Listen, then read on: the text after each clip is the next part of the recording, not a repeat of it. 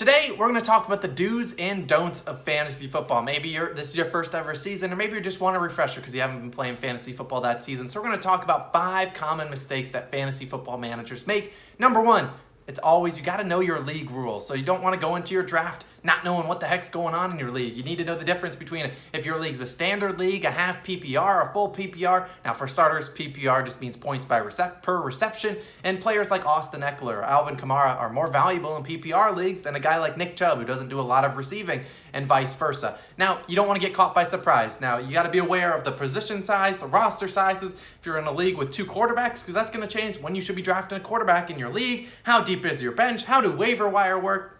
How trades are evaluated in our league. Can you veto a trade? All these things you need to know before you go into your draft. So make sure you know your league's rules, talk with your commissioner, and see exactly what is going on. Moving on to number 2, not being prepared for your draft. And if you've been watching the videos, you can skip over this one because you've been prepared for your draft and you know not about it. Now, in addition to knowing the rules, you got to be prepared. You got to do your research, got to build up your rankings, see exactly the guys that you think are being slept on in leagues, and who you think is being overdrafted or overrated, and skip those guys. Let your other league mates fall into that trap. You don't want to be drafting people that are necessarily too high or too low. Pick the best value at each position. Number 3, being flexible in your fantasy football league. Now, what does that mean? Now, not everything will go according to plan. I know all of us, want to get our 3 favorite players onto our roster, but that's not going to happen more often than not. You got to be able to take the players that are good at the value that you're getting them at. Now, you always got to have a backup plan, a plan A, B, C, D, all of them, because if the guy that you're looking for gets taken right before you, you can't just be, dang it, pounding your head.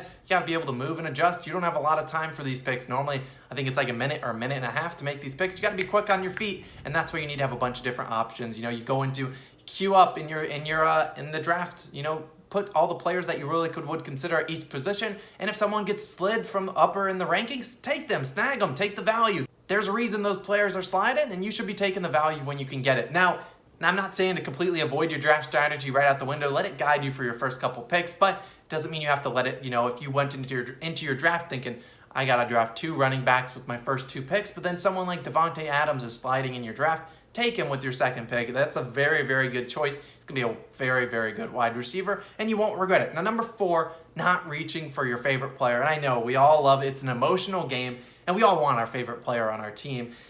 But you got to remember, it's at the right price. Do I want to reach for a guy like Joe Mixon in the first round because I love Joe Mixon? No, that would be a weird player that you would love, but it's things like that. You can't reach for your favorite player, maybe taking them a couple picks earlier than they should be, but you can't be taking them several rounds ahead. You're going to give your league mates an advantage over your team, and ultimately you're going to be kind of hurting your team in the long run. Always take great value picks, people that you think are going to exceed where they're currently being drafted, and then you'll succeed in making a very, very good fantasy football team. Now, my last one, number 5, you got to make sure you have fun. At the end of the day, we all play fantasy football for one real reason, and it's to have fun. We all love watching football, and it's just an extra element to add to our Sundays and Mondays and Tuesdays and Thursdays, all different days of the week. It gives you something to look forward to. Now, the goal is, I do want to say, we're not getting mushy over here. The goal is to win your league, so that's why you need to watch these videos. Go out there, do your research. We want to win your league, but don't let your emotions get into it. As a super competitive man myself, I understand. I sometimes get competitive over it, but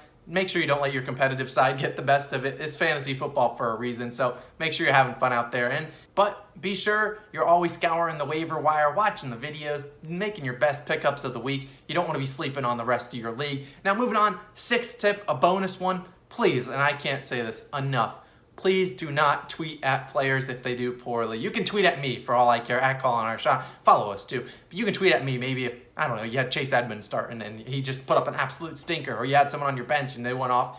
Don't tweet at the player.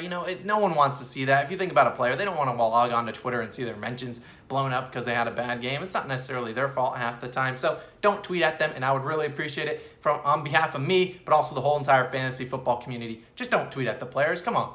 Don't DM them. They don't want to see that. Now, those are my 5 common mistakes that fantasy football league managers make. The do's and don'ts of fantasy football. I appreciate you guys for tuning in. Other videos are popping up on the screen. We'll see you guys again tomorrow. Peace out.